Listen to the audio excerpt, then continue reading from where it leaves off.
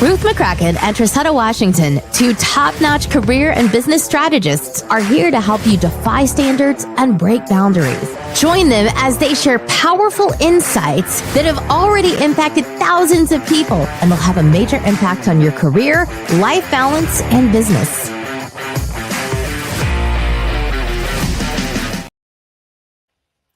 Hello. Great day. Hey there, Trissetta. I don't know why my hair acting like it's want to get all in my lips here. So there we go. Hey, Ruth. I love your hair. It's gorgeous. I love it today. Oh, you're so sweet. I love it every day, but it's super. You got this real summer hair today. Yes, indeed. And it's been hot. I feel like even though it's approaching fall in our days, but Lord have mercy. Let us get some wind, some fall wind. I'm okay with that. How about you all? Welcome on in, everybody. We've been having an amazing time in the behind the scenes, as we always share. If you are coming in, go ahead and like and bring some friends with you. Bring some of your friends. Don't come and hop in here by yourself, because we're going to go in on what the Breaking Boundaries episode today. We're going to unfold. Can we break some bread with you all? Is that all right? Creating a personalized learning plan. And what that means, we're going to kind of talk, and we're going to dive in even more deeper on mapping your path to professional excellence. But before we get into that, if you're coming in and you're probably wondering who we are, can you go ahead and do us a favor? Because although I'm Ruth Mack, and high professionals, they come to us because they want to go from moving from unrecognized to standing out as superstars to attracting those dream careers. If you want to know more about that, go ahead and just take a look at my profile and dive into that. But our purpose of right now, yes, Trissetta, we want to go ahead and let them know what they've been asking for, because we hear you and we see you, right? Absolutely. So I'm Coach Trissetta, and I primarily work with busy executives and professionals to help them balance between their work life and their personal life, being their most productive selves so that they can live more, have more, do more, be more. I just made that up. I don't normally say that, but whatever. But it's the truth, right? It's the truth. And I'm really excited to talk about, to continue this topic that we've been on. We started last week talking about growth mindset. This month is all about professional development, and lifelong learning is one of my core values. And so I absolutely love that you all said that this is something that you wanted to hear more about, that how you can really start to develop your own career plan, right? Or professional plan, so that you can take the reins, right? And start breaking boundaries in your career or in your business, in your life, by taking the reins on your own personal and professional development, so that you 100%. Can start to move into the things that you desire and not waiting on your employer to do that for you. So I'm really excited for what we're talking about today.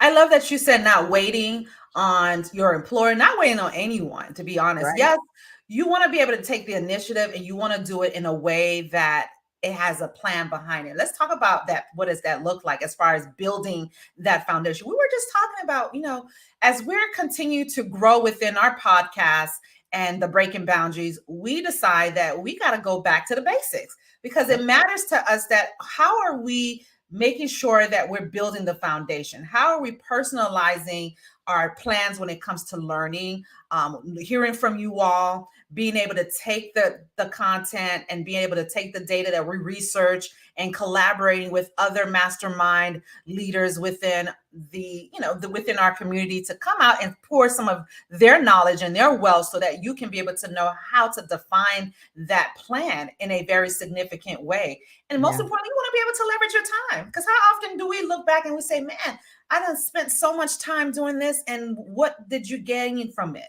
Whether it be monetary gain, whether it be maybe relationships, whether it be moving you forward into your career, like some of our top performers or leaders and talents that are looking to just aggressively or even disruptively wanting to see a difference. Are you thinking about assessing your current skills?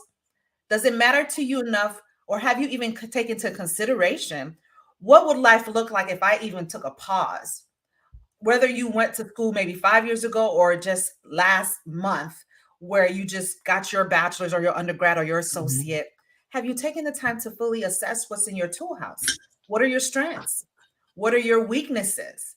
Oftentimes we take our weaknesses as an underdog, right? I know for me, one time, some of your weaknesses can be your strong abilities. It can even be can be a story to help others overcome, like, man, me too. I didn't know that I was the type of person that you can maybe look at one thing and then really be really great at it, and then being an expert in lining out the projects, maybe be the one that everyone goes to, that you're so great at prioritizing and making sure that everything is done on a timely and organized manner. But when it comes to passing the baton, because now that you've had Sarah to be delegating to do one project and John to go ahead and be the one in the production once Sarah implements it with her team, your weaknesses could very well be you're wanting to always be part of it. You always want to be in the know. Whereas allowing them to be that leader, allowing them to have that face of the project to come to you when they're providing inputs, and then you can be able to go to sleep at night. So that way you're not off balance. So that way you're not finding yourself hitting the pillow face down in between calls, or, where you're not, because you're wanting to always be in the midst. Who can let us know in the comments? If that is you, go ahead and put a 1 in the comment, or let us know that, yes, I am learning to embrace the fact that I definitely want to assess my strengths. I definitely want to assess my weaknesses. And most importantly, let's go ahead and setting those goals, making them clear. What else do we want to be able to incorporate on how to set and clear goals? Because I know that is your wheelhouse, my friend Trisetta, and let others know how can they assess that. Yeah. Well, first of all, this is not what we're telling you all to do, or what we're asking you all to consider when it comes to, assessing your current skills, strengths, weaknesses, and whatnot, and setting those clear goals. This is what we do this as well. Matter of fact, just at the offset of this week, we spent 3 hours going through the process of assessing where we are with breaking boundaries, what we're doing well, what we could use some improvement in, what opportunities are there for us to move forward, right? So it's called a SWOT analysis. So that's one of the ways that you can go through the process of assessing your skills. But once you do that, then once you know what the opportunities are and the threats are, and where your strengths lie and where your weaknesses are, then you can start the process of crafting some very targeted goals for your growth as it relates to your personal and professional development. And you want to make sure that you're structuring your goals as SMART goals. And I'm sure, you probably have already heard the term SMART goals before, but for the sake of this recording, I want to just kind of really quickly review. SMART is an acronym for specific, measurable, achievable or attainable, relevant, and time-bound. And you want to make sure that whatever goals you set for your learning or your professional development, that they contain all 5 of those elements. By doing that, a lot of people tend to say, oh, well, I want to, I want to grow professionally. I want to develop my project management skill. Well, what does that mean? Right? That's not really measurable. It's not very specific. It's very vague. So you can say, oh, I plan to obtain my project management certification by June 2025. You want to set a date and expectation, make it clear. Right. Like we just said earlier, setting those clear expectations. Those aspirations do matter. I like that. I like that. Yeah, absolutely. And it's and when by putting the deadline there, then you have something to shoot for, right? You've got a time. It's not just kind of out there in the ethers somewhere, someday in the future.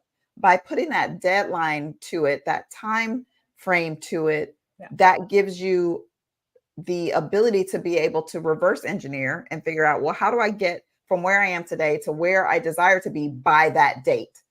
I like that.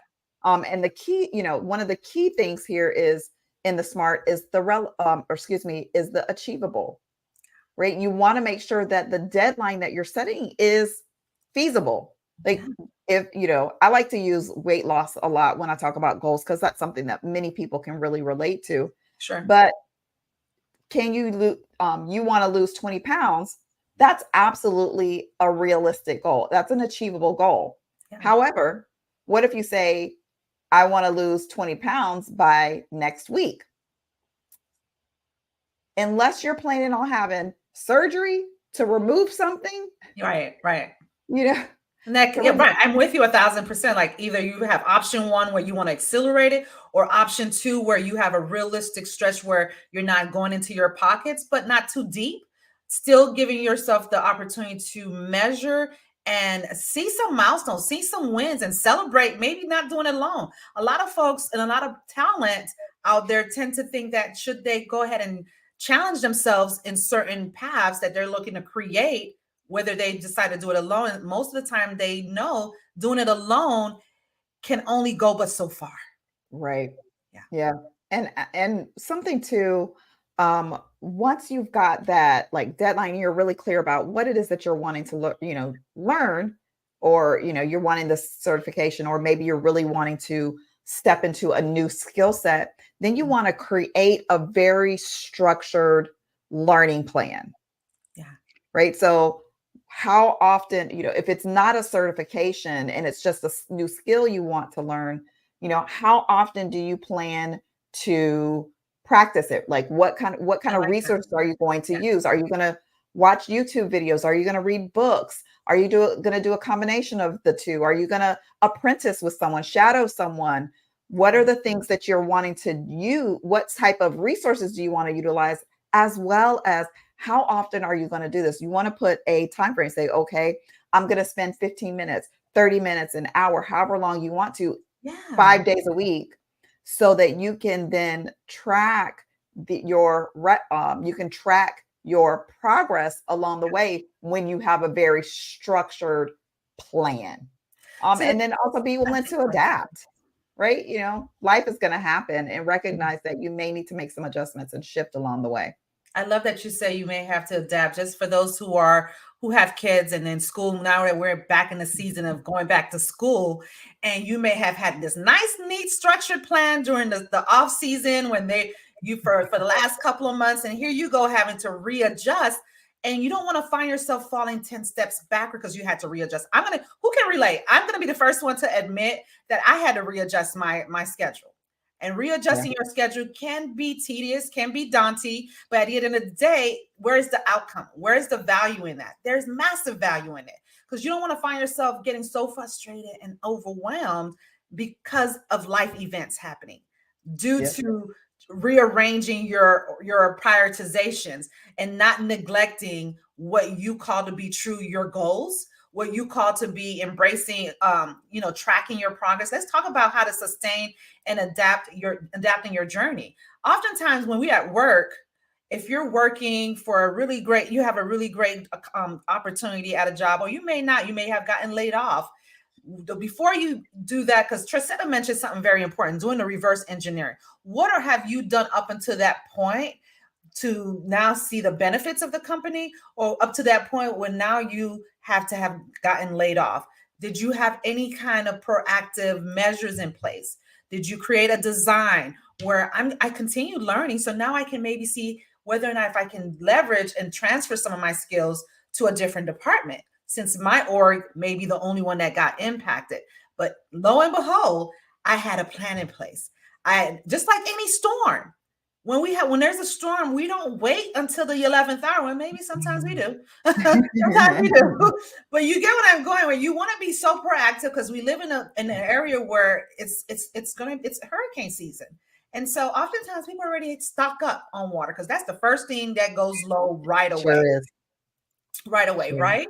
So why would you wait until you get further along the line to get closer to the storm to now want to reflect, oh my gosh, when the last time I even opened a book? When the last time I even revamped my resume? When the last time I even started networking and building genuine relationships? Why does it have to feel like you have to get in a survival mode or fight or flight when you can be at ease? You can go through it at ease and step out of the boat at ease, when you're knowing that time and that moment can very well be anchored. You can be called at any moment, but are you ready?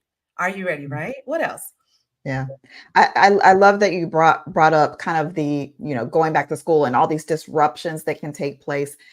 in our lives. And one of the keys to actually achieving, right? So you're creating this learning plan to whatever career role or position you're aspiring to, or whatever level you're aspiring to in your business.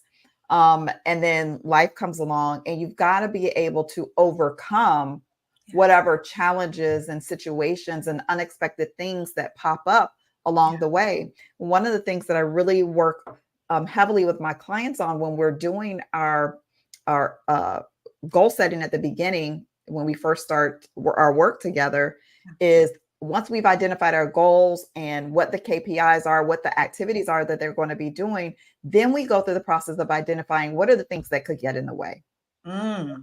Right? So you want to look at what are potential roadblocks that could come up along the way so that you can plan for those on the front end and not be having to make decisions while you're under the pressure of it. So if you make the decision before you get started, before the situation arises, before the setback comes, before the roadblock comes, before the speed bump comes, come through.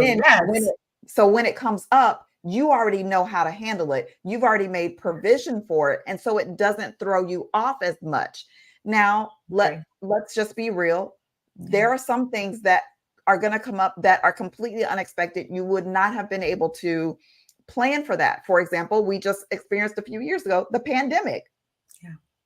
We didn't see that coming. Right? Right. We didn't see that coming. And so there's some things that, yes, you cannot plan for, but for the things that you can realistically think about, this might happen, that might happen. What can I do now? How can I position myself for in case that comes up? I can overcome it easily.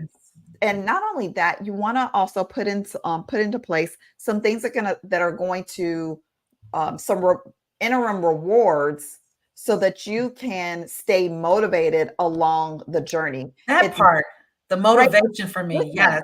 I get easily bored. I'm not going to lie. I can get easily bored. And so if I don't have some sort of like reward, if I don't have that dopamine hit along my journey, it's easy for me to just be like, I don't want to do this anymore. Right. So creating some sort of reward system for my many milestones along the way can help you to stay motivated, or making sure that you are very sure about what your why is. What is the why behind what you're doing? Keeping that present so that when things get difficult, you know why you're doing what you're doing, or even leveraging the people that you have in your life, leveraging your support systems. Yesterday was a very difficult day for me emotionally, but rather than me just kind of wallowing in it on my own and just kind of shutting out the world, I was like, who would be the best person for me to call on right now for some support, for some encouragement, for some motivation? And I reached out to one of my best friends, and and she didn't just like go, oh, woo, woo, woo, what was me, I like that, and try to comfort me. She shared with me some hard truths. Yeah. Right. So she's like, Tracetta, you don't need to be doing X, Y, and Z right now. That's just distraction. Who can relate? Who can relate with that? Because let's pause there for a moment, because what you just said was some hard truth. Sometimes people can just either flight from that because they don't know how to sit with that well, and they guard gets really up. But you were able to take that. So how many of you all find yourself struggling with hard truth? Let's be honest with ourselves. Certain times we push that to the side because we rather go through the path of least resistance and not sit with that for a while. You know what? You're onto something. You just said something that really conveyed something or convicted me.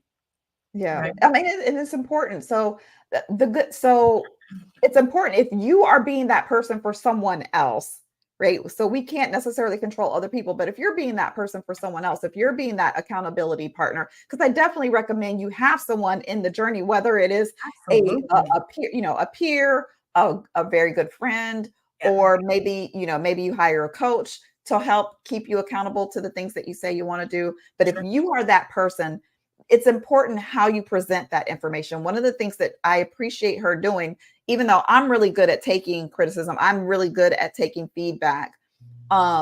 she prefaced before she said the hard thing. She told me she was getting ready to tell me something hard to hear.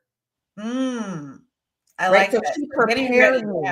Yeah. Right. She prepared me for what she didn't just punch me in the eye with, with the difficult thing. She's like, okay, Tracetta, I'm getting ready to tell you something really hard. And I'm telling you this because I care about you. You're my, you're my sister friend and blah, blah, blah, blah.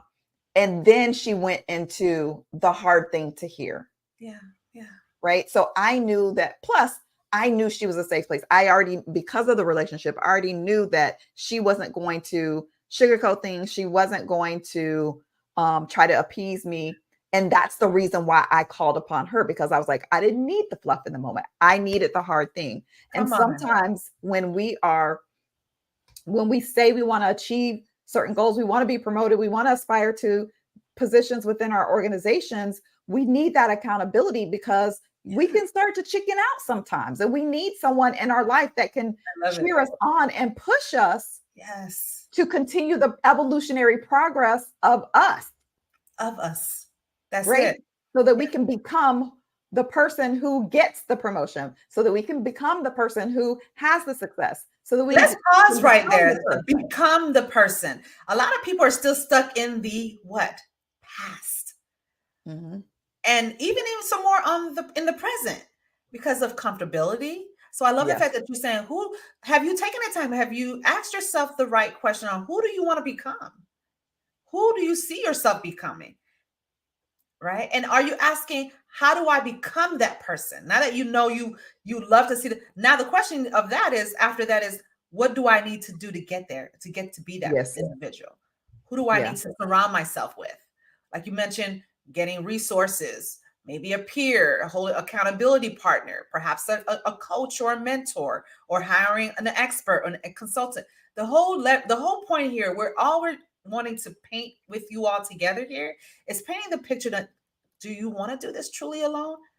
Do you want to cause yourself to be on that forever island all by yourself and creating your own Spalding as your best friend?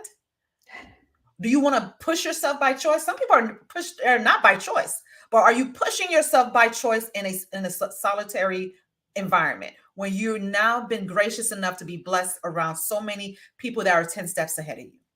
The question of the hour is, you got to give yourself the grace. Is it worth it for you to invest not only your time, but maybe putting a nest egg to the side to where you want to challenge yourself to overcome some of the hurdles that's avoiding or preventing you to seeing who you are and who can you become in the next very day or moment or week or month. I love that. I love that. Yeah. And there's, I think it, don't quote me on this, but I think it was Jim Rohn. It might've been Brian Tracy, but I think it was Jim Rohn who said that the true purpose of a goal is not the goal itself, but it is the person you become along the journey. I love that. Right. So in order for us to achieve things that we've never achieved before, we have to become someone different. We have to become the type of person who can do the thing. And so it's a continual evolutionary process that we go through. And not only do we evolve, but as we evolve and we start to achieve things, then our plans should also evolve. Right. Right. Yes, there should be a constant renewing, right? As we start to move along our journey, we should start to continue to, we should have new goals, new dreams, new aspirations. It's not, you don't kind of reach this pinnacle and be like, okay, I've done it all. And, I'm good here, because the day you stop learning, the day you stop aspiring is like when your life comes to an end. And there's this line from the movie Shawshank Redemption that I absolutely love, where it says, get busy living or get busy dying. And when you are not growing, when you are not aspiring, you are essentially saying that you have hung up your hat on life and you are in the process of dying. Because if you're not growing, you're dying.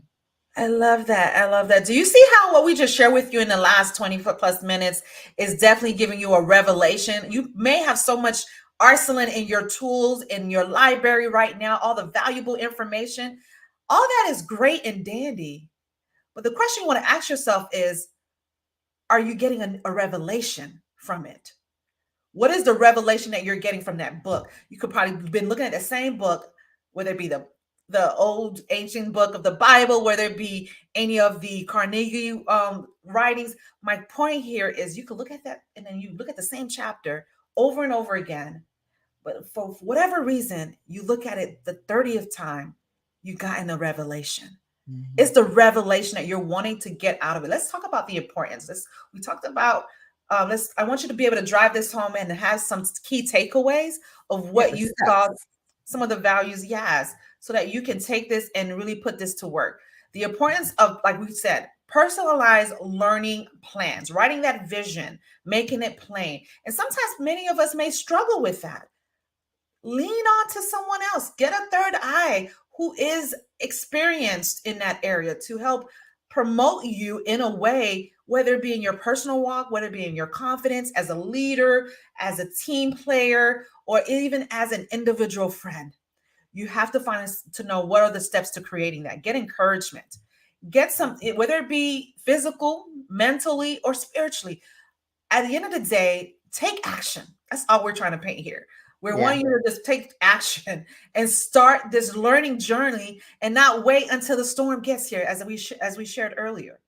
And it matters that you want to take what you're wanting to do and transform it. You leverage your power. That's all I'm asking. Don't release your power to someone else totally, but get involved by adding inputs, asking the right questions. And sometimes we may not know the questions to ask. So that's why involving that person, sharing them your opportunities, showcasing where you like to go, can then help them inject or even nudge out of you by them asking you, they're helping you ask the right questions. Is this helpful? Is this beneficial for you all?